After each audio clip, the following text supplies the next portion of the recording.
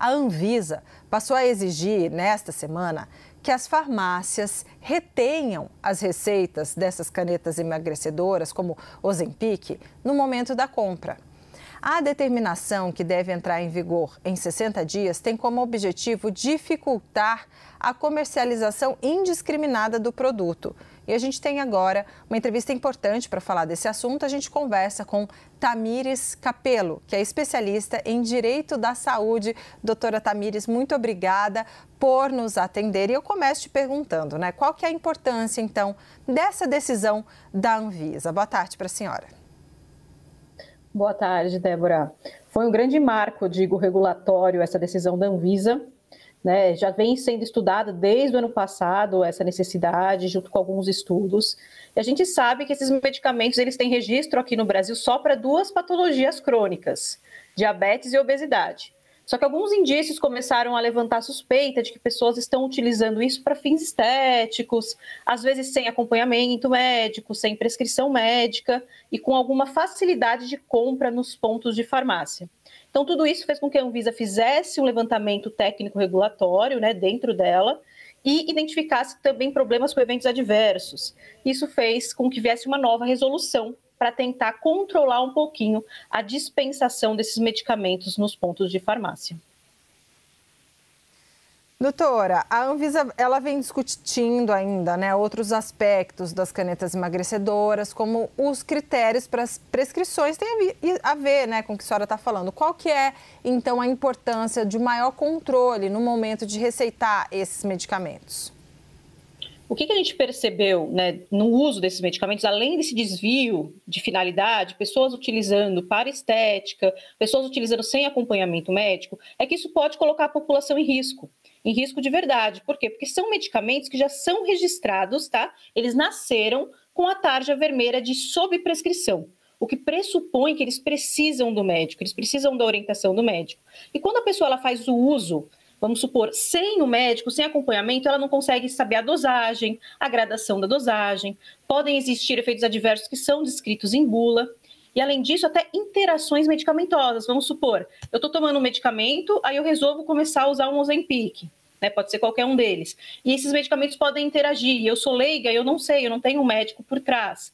Ou então eu tenho alguma condição clínica que eu não posso, que me impede de utilizar esses medicamentos. Eu vou lá e utilizo sem orientação médica. Então, é realmente um grande risco. E com o aumento dessas vendas, que foi bem exacerbado, e a influência da mídia, das redes sociais, nós sabemos que o uso está muito indiscriminado aqui no Brasil.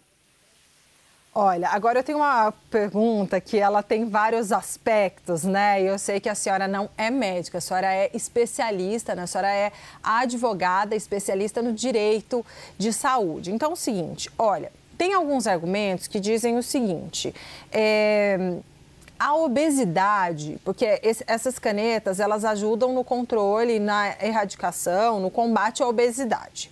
A obesidade, ela é uma doença muito grave, muito danosa para a pessoa. E, às vezes, a pessoa pode não ter acesso tão facilitado ao médico para recomendar, para receitar esse medicamento. Porém, é um medicamento muito caro. Se você tiver acesso a comprar esse medicamento legalmente, né, quem tem acesso a comprar esse medicamento, né, talvez teria acesso a ter um médico. Quer dizer, é uma discussão, doutora, que não é uma discussão fácil de lidar, né? Mas eu gostaria que a senhora contemplasse esses três elementos. A dificuldade, muitas vezes, de ter um acesso a médico para conseguir a prescrição, o preço do remédio, que é um medicamento caro, mas também o quão danosa é a obesidade para a pessoa. Tá certo. É perfeita a sua pergunta, principalmente em relação à obesidade. A gente sabe que a obesidade é uma das doenças crônicas que mais matam no mundo, né? Realmente ela é uma doença muito grave e esses medicamentos, em momento nenhum a gente está questionando a eficácia, segurança e qualidade deles. Eles são registrados, eles são medicamentos revolucionários para essas patologias e vem trazendo resultados muito positivos para quem tem obesidade e diabetes. Isso é inquestionável. Mas, de qualquer forma, mesmo que a pessoa não tenha acesso ao médico, ela tenha a doença obesidade e precisa se tratar. Ela não poderia pela legislação atual vigente, fazer o uso sem a prescrição médica. Porque eles já são, antes mesmo dessa mudança da Anvisa, registrados como sob prescrição médica e sob tarja vermelha. A única coisa que mudou agora é a retenção para maior controle. Então, mesmo que ela não, antes dessa decisão da Anvisa, ela quisesse fazer o uso, pela legislação atual ela não poderia, porque mesmo a obesidade ela é uma doença complexa.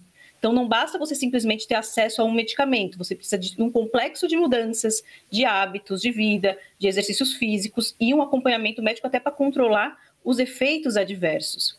Agora, em relação ao preço... Ah, não, desculpa, pode falar. Não, por favor, pode concluir. É outra pergunta. Agora, em relação ao preço, de fato, hoje eles são os medicamentos, né, que têm um custo alto, né, considerando a média do nacional. Entretanto, nós estamos perto aí da expiração das patentes deles, né? Então, acredito que agora, com essa expiração de patente, o acesso fique um pouquinho mais acessível, né? Fica um pouco mais acessível para a população brasileira, quem sabe. Então, por exemplo, antes mesmo dessa decisão da Anvisa de reter a receita, a farmácia que estivesse vendendo, quer dizer, ainda tem 60 dias para que isso comece a acontecer, mas a farmácia que hoje esteja vendendo essas canetas emagrecedoras sem receita, chega lá, me vê um Ozempic, ela está irregular. Exatamente, ela está totalmente irregular. Esses medicamentos são tarja vermelha, neles vem escrito sob prescrição médica, ou seja, uso apenas sob a prescrição de um médico. E o que pode acontecer com a pessoa que compra, assim, legalmente falando, né, sob a perspectiva do direito? Pode acontecer algo para ela e o que pode acontecer para a farmácia? Em relação à pessoa que compra, ela não está cometendo nenhum crime, ela está ali comprando, foi acessível a ela está comprando um risco que ela corre realmente um risco de saúde, conforme eu pontuei anteriormente. Ela pode ter um risco de interação, de efeito adverso, de efeito rebote, enfim, efeitos que são ali descritos na própria bula, inclusive, e quando feitos sem acompanhamento médico, podem ser até mais graves, tendo em vista essas questões. Agora, a farmácia, ela entra numa ilegalidade, inclusive regulatória. Não só a farmácia como estabelecimento, como também o farmacêutico, devido ao seu código de ética, que ele tem que seguir todo um processo burocrático de dispensação. Então, a partir do momento que ele pula esse processo, ele também está agindo de forma irregular e pode levar aí sanções administrativas e éticas pelos conselhos e também pela própria vigilância sanitária. Nós conversamos com Tamires Campelo, especialista em direito de saúde. Doutora, muito obrigada por entrar conosco aqui nessa entrevista, nessa sexta-feira santa, nesse dia tão especial de feriado, mas com esses esclarecimentos tão importantes. Muito obrigada, doutora. Eu que agradeço. Boa tarde.